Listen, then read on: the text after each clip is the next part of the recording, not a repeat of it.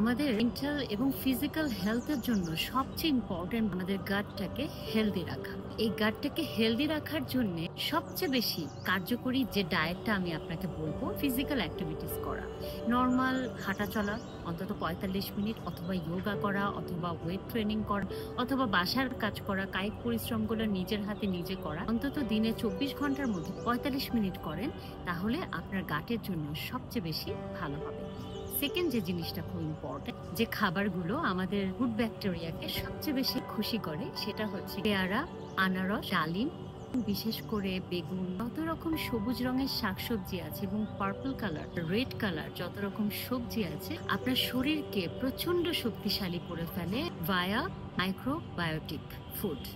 Next one হচ্ছে আমরা যেটাকে বলি প্রিবায়োটিক ফুড। সিম্পল আইডিয়াটা প্রথমে বুঝে নিই। আপনার খাবারটা কে প্রথমে খাচ্ছে? প্রথমে খাচ্ছে আপনার খাবারের ব্যাকটেরিয়া। তারপরে আপনি যখন সেই ফুডটা খাচ্ছেন, তারপরে আপনার শরীরে সে পটি করছে। গুড ব্যাকটেরিয়া কিভাবে পাবেন? এই খাবারগুলোর মাধ্যমে পাবেন।